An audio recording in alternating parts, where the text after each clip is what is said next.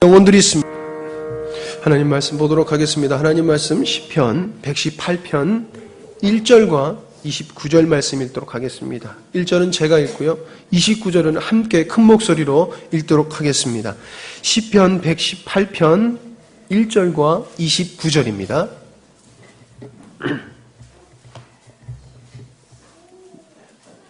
제가 가신 성경으로는 889페이지쯤 됩니다.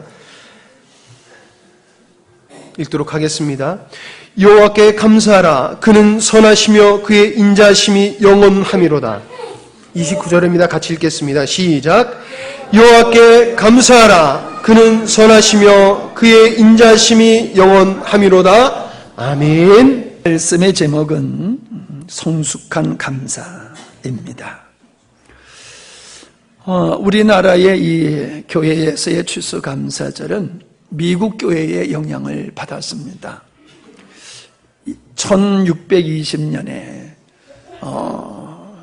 영국에서 신앙의 자유를 얻으려고 메이플라워를 타고서 신대륙 미국에 와서 정착해서 살았던 믿음의 그 청교도들이 있었습니다. 그들이 미국에 와서 신대륙에 와서 1년 동안을 지내면서 102명이 왔었는데 절반이 죽었습니다. 절반이 죽었으니까 말이 남의 얘기지. 지금 프랑스에서 150명이 죽었다 그러니까는 우리 별 감각 없습니다. 나와 상관없는 일이니까. 근데 당사자들은 얼마나 힘들겠습니까? 죽음을 이기고 대서양을 건너와서 1년 동안 살면서 절반이 죽었으니 얼마나 힘들었겠습니까? 인디언들의 도움을 받아서 1년에 이제 농사를 짓고 추수한 후에 그들은 감격에 하나님 앞에 추수감사의 예배를 드렸다는 것입니다. 그냥 추수감사 예배를 드렸다라고 하는 것으로 생각하면 조금 부족한 것 같아요. 그들이 그 감사가 무엇 때문에 드리는 겁니까? 그냥 1년 동안의 농사가 아니지요. 그냥 고향에서 편안히 살 수도 있었을 것입니다. 그러나 그들은 바른 신앙을 위해서 편안한 모든 생활을 던져버리고 목숨을 걸고 신대륙에 와서 그렇게 하나님의 은혜 가운데서 정착을 하게 된 그들의 마음을 여러분 우리는 헤아릴 수 있어야 된다고 생각합니다. 추수만 생각한다라고 하면은 아닐 것 같아요. 왜냐하면은 절반이 죽었으니까. 절반의 죽은 사람을 생각한다라고 하면은 추수가 뭐 그렇게 대단할 거겠습니까? 그러나 그들은 그냥 추수에 감사에 초점이 있는 것이 아니라 아무리 고난과 역경이 있어도 자기들에게 믿음을 주셔서 죽음을 불사하면서 믿음을 지키기 위해서 걸어올 수 있도록 하나님이 함께 하시고 그 가운데서 풍성한 것을 주심을 감사하는 그들의 감사는 우리가 생각하는 그 이상의 의미가 있다고 저는 생각합니다. 미국 교회의 선교사들이 한국에 와서 복음을 전함으로 한국 교회는 자연스럽게 미국인들이 미국 교회가 가지고 있던 추수감사절을 함께 드리게 되었죠. 어느 민족이나 어느 부족이나 다 가을이 되면은 자기들이 믿는 신에게 풍성한 추수를 주신 그 은혜를 생각하면서 감사 축제를 드리지요. 우리나라는 어찌 보면 추석이 추수감사절이라 전통적인 추수감사절이라 그렇게 우리가 볼 수가 있을 것 같습니다. 우리가 이 감사절을 지키면서 우리의 감사 조건이 다만 그냥 추수, 그 물질과 환경에 국한된다라고 하면은 진정 우리가 하나님 앞에 감사드려야 할 기독교의 그 감사절은 세속적인 것으로 이렇게 치우칠 수 있고 머물 수 있는 우려가 있습니다. 우리의 감사는 내가 원하는 수준과 환경에 국한 것이 아니라 그런 것에 있는 것이 아니라 하나님과 우리와의 관계를 감사의 조건으로 우선할 수 있다라고 하는 겁니다. 즉 우리의 감사는 어떠한 일에 대한 감사라기보다는 생명이신 하나님과 나와의 그 관계를 우리는 감사의 조건으로 삼아야 된다라고 하는 것이에요. 무엇을 주셔서 우리가 감사하는 것만이 아니라 아무것도 주어지지 않음에도 우리는 감사할 수 있어야지 된다라고 하는 것입니다. 우리는 감사가 누가 무엇을 베풀었다라고 하는 그 베푼 것이 감사의 조건이 되면 안 되지요. 베푼 자의 마음을 우리는 감사해야 되겠죠. 베푼 자의 마음을 헤아리지 아니하고 베푼 것만 바라보게 되어지면 성숙한 감사가 될 수가 없습니다. 우리는 마음이 있어도 베풀 수가 없을 수가 있어요. 베푼 게 없으니까 감사할 것이 하나도 없다 이러면 안 되지요. 요즘 좀 버릇 없는 아이들이 부모님을 향해서 이런 얘기들 좀 하지 않습니까? 나를 낳고 나한테 해준 게 뭐가 있어요? 라고 불만을 표시하는 아이들이 있습니다. 못 해주는 부모가 얼마나 마음이 아프겠습니까? 나도 다른 집 엄마 아빠 같이 자녀들에게 무언가를 풍성하게 해주고 싶은데 못하는 그 부모의 마음이 얼마나 아프겠습니까? 그런 아픈 마음에다 대고 내게 해준 게 뭐요라고 하면은 이거 정말 안 되는 얘기지요. 그러나 또 이런 거 있습니다. 해주고 싶어도 이게 너한테 아직은 해당되지 않아. 아직 시기상조야. 그래서 해주지 않는 경우가 있습니다. 아이들은 자기들이 원하는 것만 해주는 것이 사랑이라고 은혜라고 생각하지요. 그러나 부모의 입장에서 보면은 안 해주는 게 은혜거든요. 마찬가지입니다. 하나님과 우리와의 관계를 볼 때에 하나님께서 우리에게 무엇을 해준 것, 그것만 바라보고 감사하면 이건 어린아이의 감사에 머물 수밖에 없습니다. 내가 원하는 것을 주님이 해주지 아니하시고, 아니 도리어 내가 원하는 것과 반대되는 것을 하나님이 주셨다 할지라도 하나님은 선하신 하나님이기에 내게 베푸신 것은 다 은혜다, 감사의 조건이다, 이렇게 여겨야 될 줄 믿습니다. 아멘 소리가 좀 커야 돼요. 이럴 때는. 이게 중요한 얘기 때문에 그래요. 제가 이 말씀을 강조하는 이유는 오늘날 그리스도인의 감사가 물질과 환경에 집착되어 있다는 겁니다. 오래 세상을 떠난 가족이 있을 수 있잖아요. 오래 병들어서 병원에 가서 고생 제대로 그냥 직사하게 한 사람 있잖아요.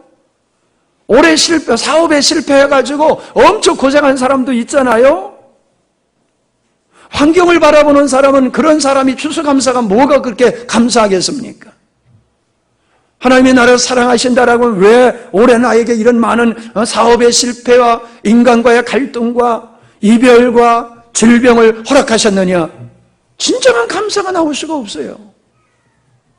그러나 믿음으로 바라보면 아닙니다. 하나님, 정말로 인간을 입고 살기에 이 땅에서 병들 수밖에 없는데 그 병든 고난 속에서도 내 믿음이 흔들리지 않게 하셨으니 감사합니다. 하나님, 사랑하는 가족이 헤어졌지만은 그러나 주님, 내가 거기서 낙심치 아니한 것은 하늘에 가서 영원히 안식하고 있는 그분을 바라보며 또 만날 기약이 있으니 그 믿음으로 이기게 하시니 감사합니다. 사업에서 실패했지만은 하나님, 사업의 실패를 통하여 내가 잃어버렸던 영혼, 내가 하나님을 만나고 하나님과의 새로운 관계로 나갈 수 있게 해주셨으니 감사합니다.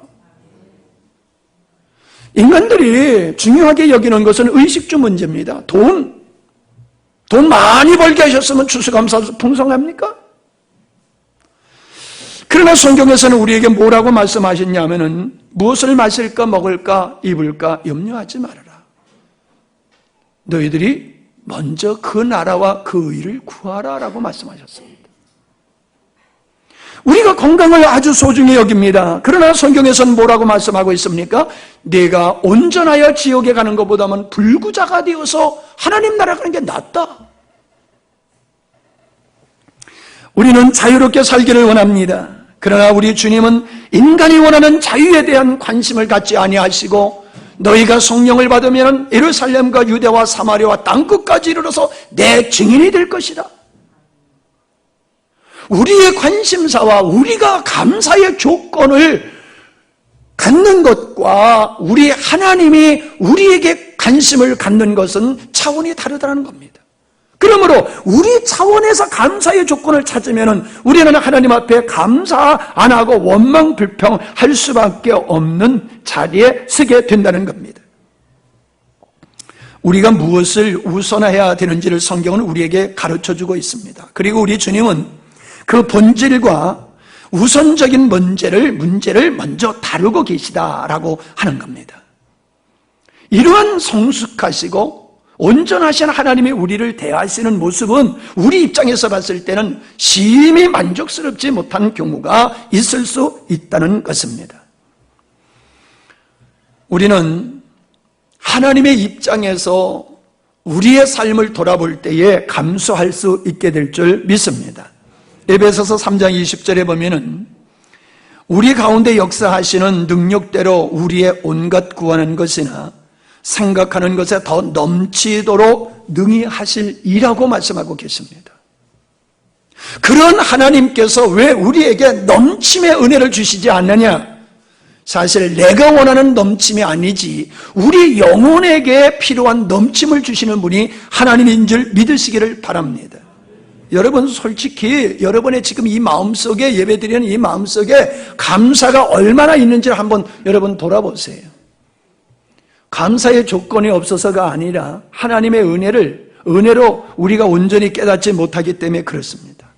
그분은 구하는 것이나 생각하는 것에 더 넘치도록 주시는 분인데 그런 풍성한 하나님 앞에서 우리가 궁핍하게 산다라고 하는 것은 우리에게 심각한 문제가 있다는 것이지요.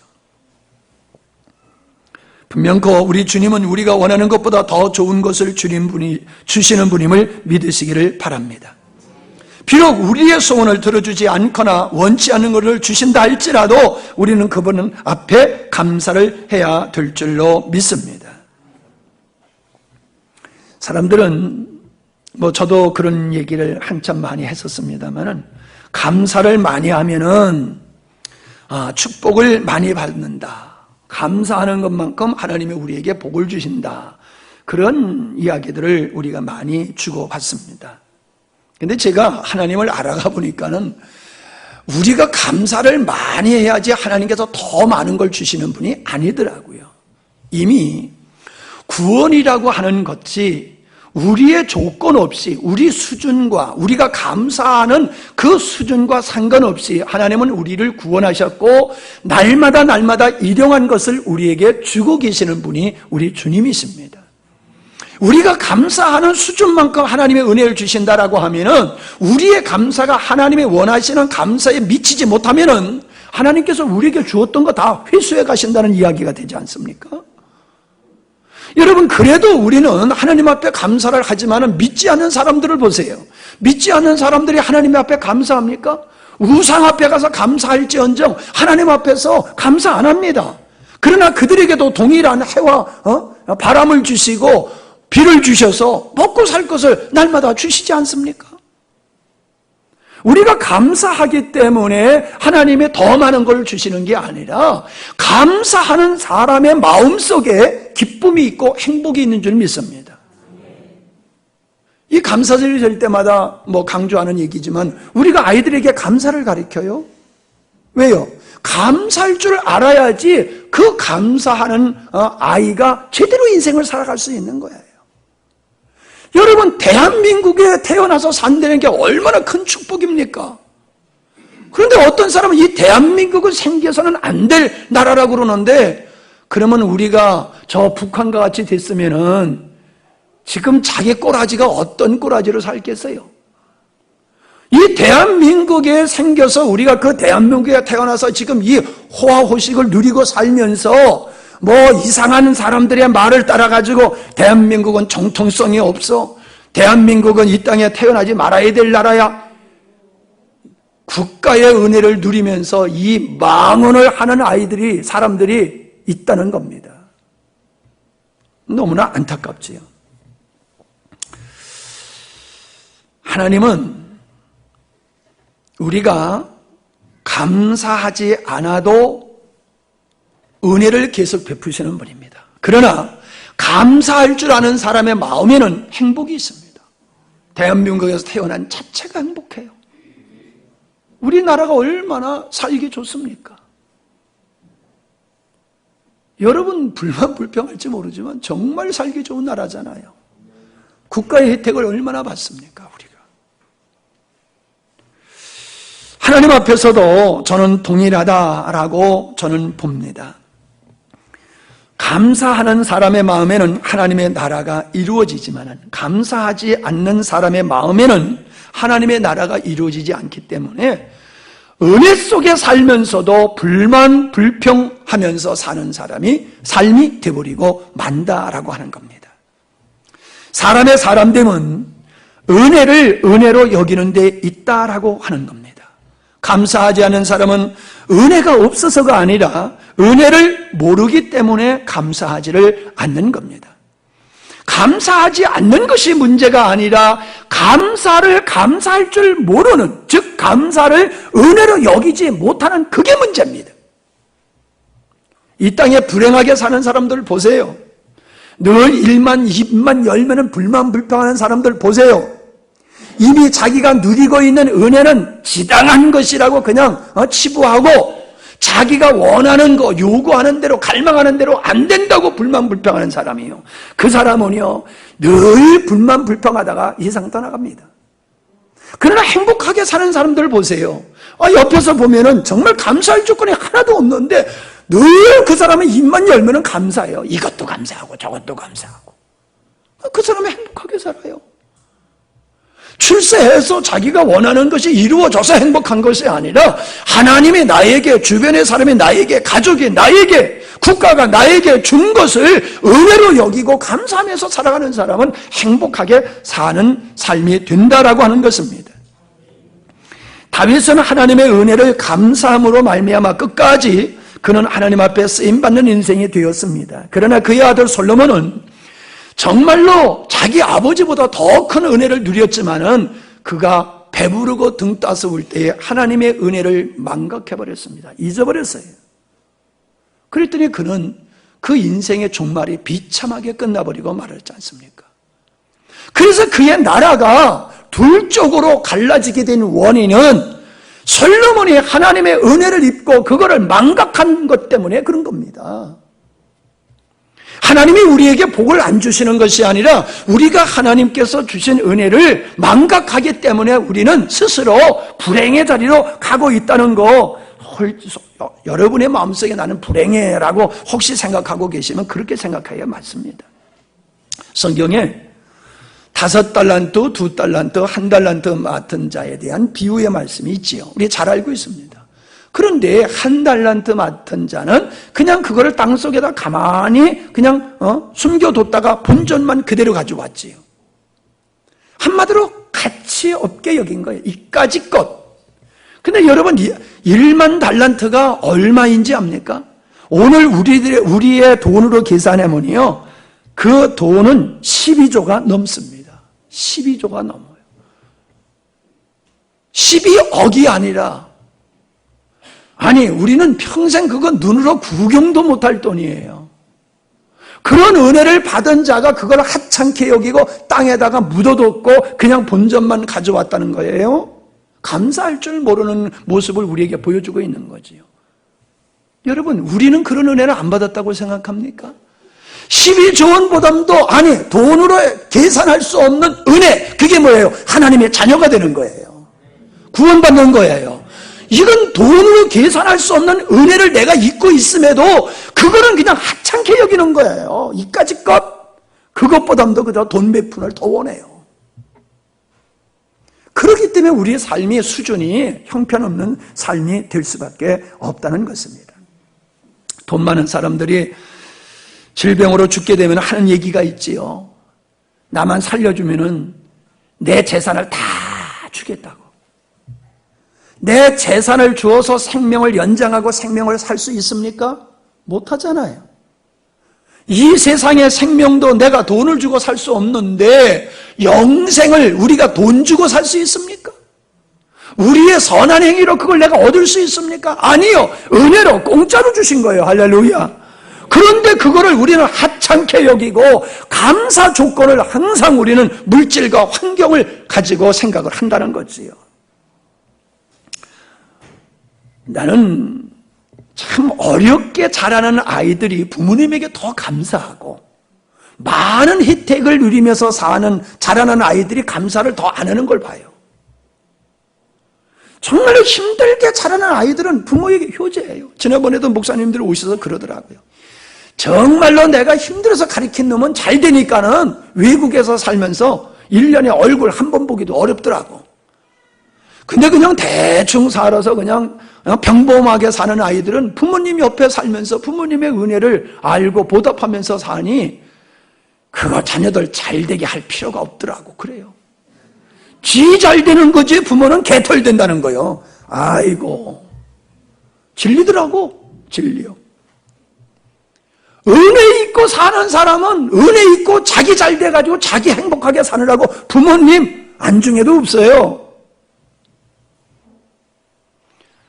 우리는 많은 것을 누리고 살면서 하나님과 부모님과 주변의 사람들에게 우리는 감사할 줄을 모르고 살아가더라. 그래서 불행한 거예요. 오늘 말씀해 보면 하나님은 인자하신 분이다. 그 인자하신 하나님께 감사하라라고 말하고 있지 않습니까? 그 인자하심이라고 하는 말은 친절, 인애, 자비, 연민 뭐 이런 뜻을 가지고 있다는 거지요. 가만히 돌아보면은 당연하게 여기는 것들은 진짜 공짜고 그거 없으면 못 사는 거예요. 올해 비가 안 왔는데 우리 처갓집 동네가 올해 제일 비가 안 왔대요. 그래가지고 장사도 못한대요. 물이 없어서. 소출이 절반밖에 3분의 1밖에 소출이 안 났대요. 그동안 우리 농사 잘 짓고 살았잖아요. 당연히 오는 비, 당연히 바람 불고 해가 오는 거, 그 당연하게 여기는 것이 돈으로 계산할 수 없는 건데 그걸 우리에게 하나님께서는 공짜로 주시잖아요. 감사할 줄 모르는데도 그냥 주시잖아요. 지금 우리가 당연하게 호흡하고 있는 거, 당연하게 땅을 짚고 살아가는 그 당연한 것들, 이것이 다 은혜임을 믿어야 될 줄 믿습니다. 하나님께서 우리가 잘못할 때마다 진노하시면 살아남아 있을 존재가 없습니다. 엄한 아버지가 계신 집에는 아이들이 집에 들어오기를 싫어해요. 그런데 인자하신 아버지가 계시면 아이들이 지만 들어오는 게 아니라 동네 아이들 다 들고 들어와가지고 냉장고 다 뒤집어 놓고 난리법석을 칩니다. 우리 하나님은 그렇게 인자하신 하나님이에요. 내가 그래도 자녀들한테보다는 손주들한테 더 인자해요. 아무리 잘못을 저질러도 내가 그렇게 화를 안 냅니다. 하나님의 인자하심은 탕자를 받아준 그 아버지의 모습을 통해서 우리가 발견할 수가 있는 것입니다. 하나님은 우리가 어떤 모습으로 살아가도 실망치를 않습니다. 왜 우리가 실망하느냐면 기대치가 있어서 실망하는 거예요. 기대치가 있으니까. 근데 하나님은 우리에게 기대를 안 하세요. 왜 기대를 안 하시는 줄 알아요? 수준을 알아요. 우리의 수준을. 오늘 세례받는 사람도 있고 오늘 세례받고 성찬식에 참여하는 사람도 있고 하지만은 하나님은 우리 수준을 알아요. 입으로 아무리 고백해도 내가 네 믿음 수준 알아. 우리 수준을 아세요. 그렇기 때문에 기대하지 않으세요. 그 대신 어떻게 해요? 네가 못하니 내가 대신할게. 우리의 연약함을 담당하시고 우리가 하지 못하는 일을 하도록 대신하시는 분이 우리 주님, 인자하신 하나님이시다 하는 것입니다. 아멘이지요? 예. 실망치 아니하시는 하나님. 인간의 사랑은 조건적인 사랑이에요. 그러나 우리 주님의 사랑은 조건이 붙은 사랑이 아니라 일방적으로 베푸는 사랑을 우리에게 하고 계시다는 거예요. 우리 주님이 뭐라고 그러셨습니까? 70번씩 70번을 용서해 주라 하신 그분은 원수를 사랑하라고 하신 그분은 십자가에서 자기를 십자가 못 박아 죽이는 그 원수를 향하여 용서해달라고 기도하셨다는 사실입니다. 그런 원수들을 용서하신 주님께서 오늘 우리가 좀 부족하다고 하나님 진노하시고 벌 주고 그러시는 분이 아니에요. 인자하신 하나님이시기 때문에 오늘 그래도 우리가 온전케 살고 있는 거예요. 하나님이 목사님 수준 되면 우리 맨날 눈팅이가 밤팅이 돼서 살아야 되는 거예요. 맨날 기부스하고 찔뚝거리고 살아야 되는 게 우리 수준이요. 얼마나 속식여요 우리가 하나님 앞에서. 그래도 주님은 우리를 그냥 품고 사랑하시는 거예요. 할렐루야. 그래서 인자하신 하나님 앞에 감사해야 돼요. 넘어지고도 여러분 감사하셔야 돼요. 실수하고 넘어지고 실패하고 감사해야 돼요. 아이고 하나님 이러한 나를 여전히 받아주시니 감사합니다. 이 모양인 나를 그래도 여전히 사랑해 주시는 하나님 감사합니다. 내가 1년에 한 번밖에 예배드리러 오지 않아도 그래도 내 아들이라고 왔다고 기뻐해 주시니 감사합니다. 탕자같이 하나님 망신 다 시켰는데도 나를 외면치 않아 주시니 감사합니다. 여러분 인자하신 하나님을 깨닫고 나면요 정말로 우리가 하나님 앞에 감사할 수밖에 없어요. 환경 때문이 아니요. 내가 나를 알잖아요. 내가 내 수준을 알잖아요. 내가 내 꼬라지를 알잖아요. 이런 나를 변함없이 사랑하시고 이런 나를 끝까지 인도하셔서 천국으로 인도하신다니 얼마나 감사합니까? 요한복음 10장 10절에 보면은 도적이 오는 것은 도적질하고 죽이고 멸망시키려는 것뿐이요. 내가 온 것은 양으로 생명을 얻게 하고 더 풍성히 얻게 하려는 것이라 말씀하셨어요. 생명을 얻는다. 이것은 구원의 의미를 얘기하고 있는 것이지요. 그러면 풍성함이라고 하는 것은 무엇을 의미합니까? 그냥 많은 정도가 아닙니다. 이 말의 의미는 우월하다, 뛰어나다라고 하는 의미를 가지고 있습니다. 그러니까 세상적인 것으로 풍성하는 그런 풍성과 다르다는 거예요. 세상에 주는 그 평안과 다르다라고 하신 것과 같이 내가 주는 풍성함이란 세상에서 얻는 풍성하고 달라. 너네들의 천하의 모든 걸 다 가졌다고 해봐라. 천하의 권세를 다 가졌다고 해봐라. 그게 만족한 인생이 될 줄 아느냐? 돈 많은 회장이 왜 자살하니? 왜 대통령하고도 자살하는 줄 아느냐? 세상 것으로 인생은 풍성한 만족한 삶을 살 수 있는 게 아니야.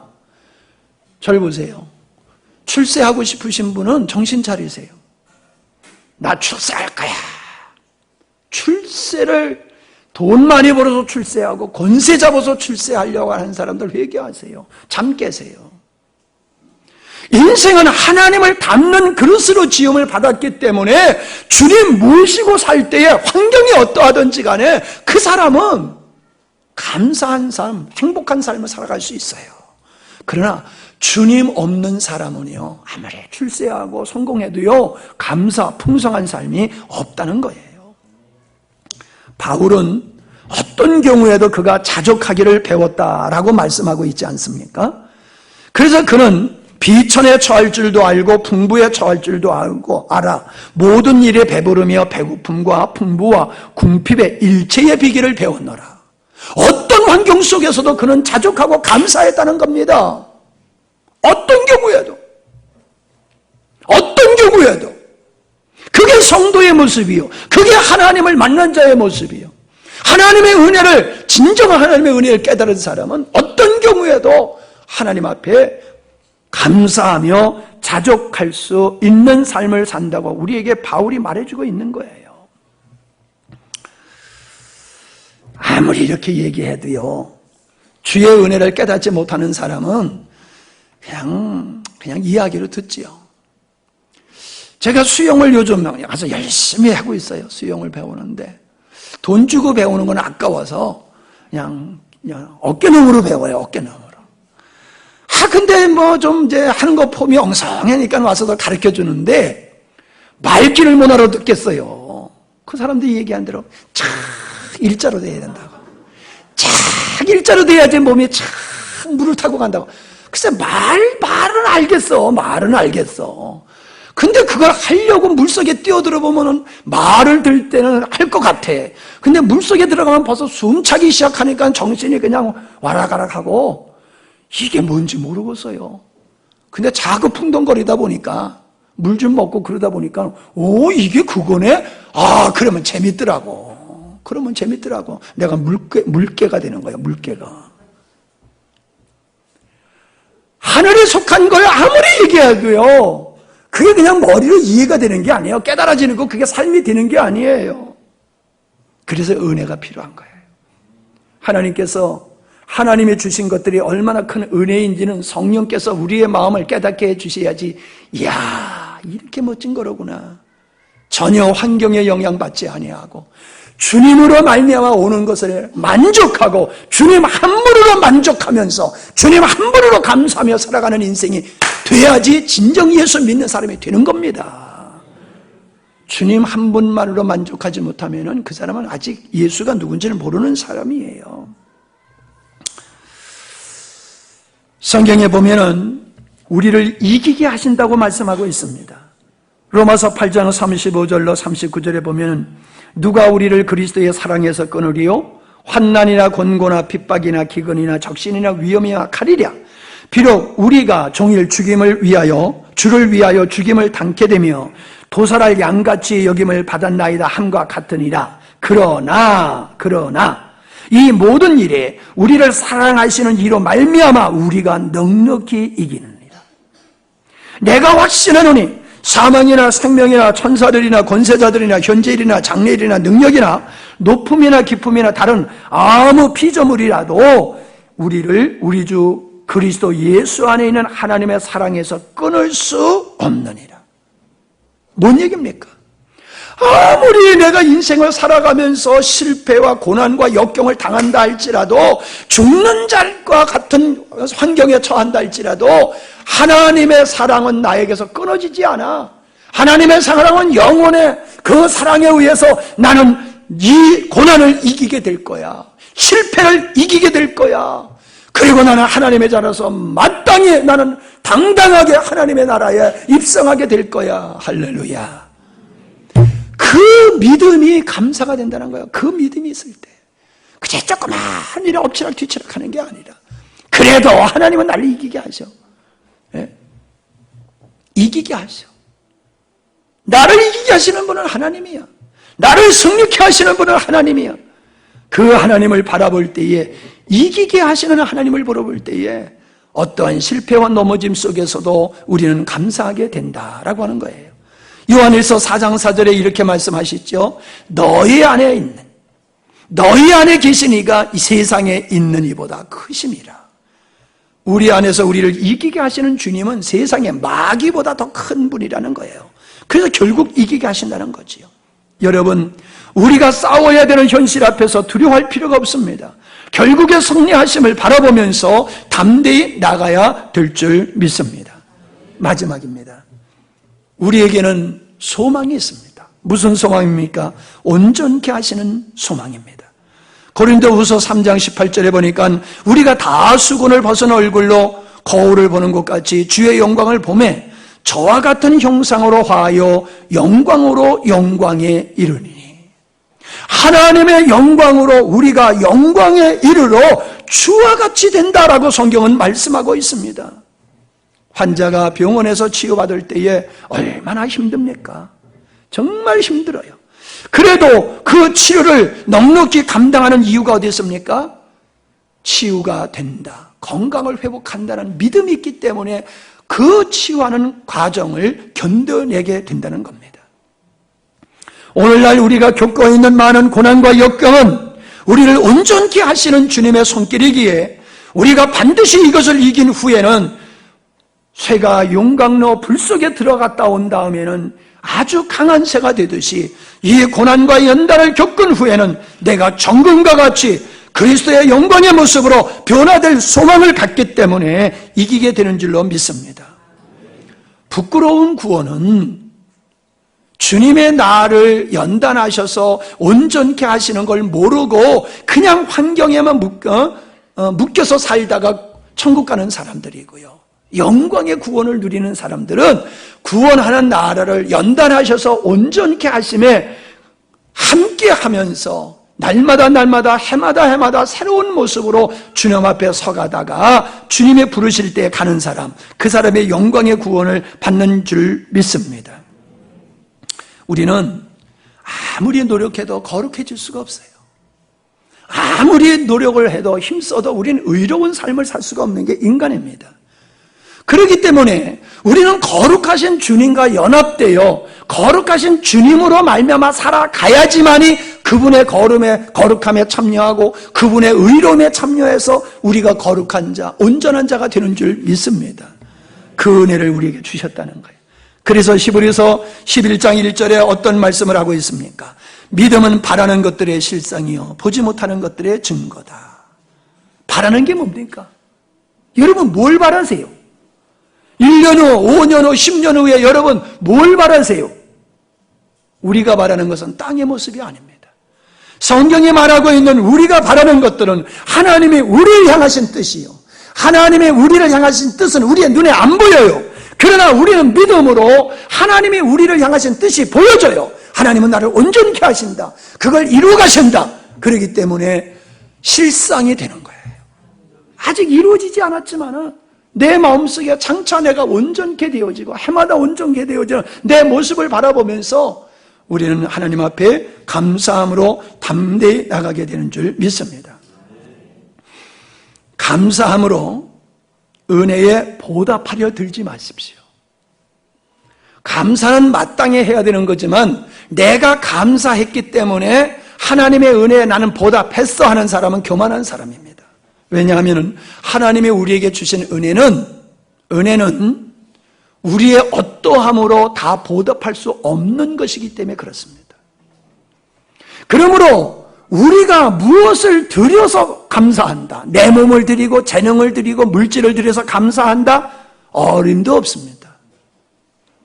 우리는 하나님께서 우리에게 원하시는 것은 감사의 양이 아니라 감사의 마음입니다.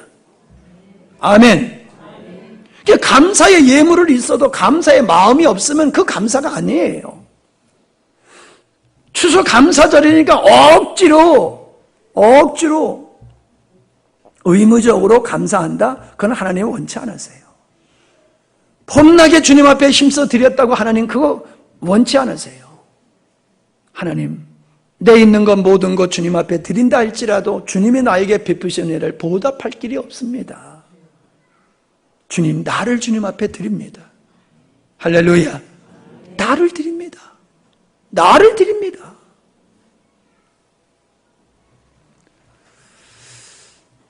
감사의 예물은 있지만은 감사가 없는 감사를 하는 사람들이 얼마나 많은지 모릅니다. 감사는 보답이 아니에요. 은혜의 반응입니다. 따라합시다. 감사는 보답이 아니라 은혜의 반응이다. 은혜에 대한 반응.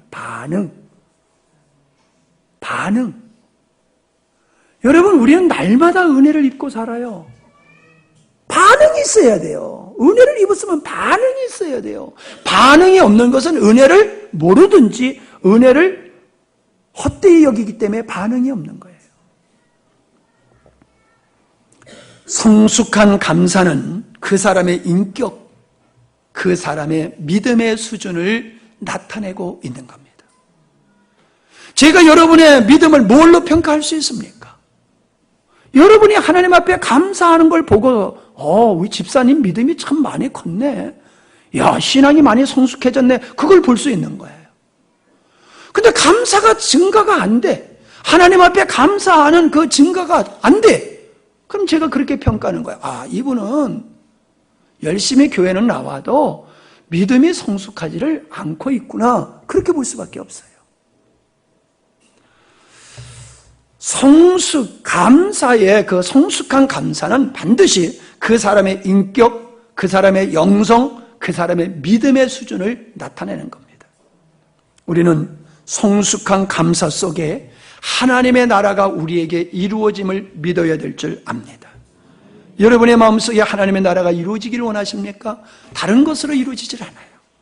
여러분의 감사의 분량이 커지면 커질수록 여러분의 마음과 가정에 하나님의 나라, 천국, 죽어서만 가는 천국이 아니라 이 땅에서 누릴 수 있는 천국을 누릴 수 있게 될 줄로 믿습니다.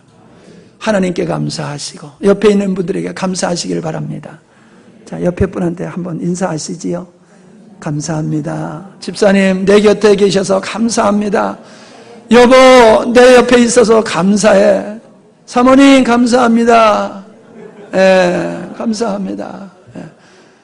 예원아, 감사하다. 아이고, 부끄러워하기는. 정말로 네가 있어서 내가 감사한 거예요. 옆에 사람 보세요. 이 사람 없으면 얼마나 재미없겠어요. 싸우면서도 같이 사니까 감사한 거지. 이럴 땐 좀 웃어줘야지. 가만히 있으면은 오해받아요. 기도하십시다. 고마우신 아버지 하나님, 우리의 감사가 성숙한 감사로 날마다 발전하기를 원합니다. 고난 속에서도 이기며 승리케 하신 주님, 우리의 감사는 거기에 있습니다. 하나님께서 우리가 원하는 것을 주시기보다도 우리에게 가장 합당한 것을 주시는 하나님께 감사함을 드립니다. 우리의 감사가 성숙하게 하옵소서. 우리의 감사를 통하여 하나님의 나라가 우리 안에 이루어지게 하옵소서. 예수님의 이름으로 기도하옵나이다. 아멘.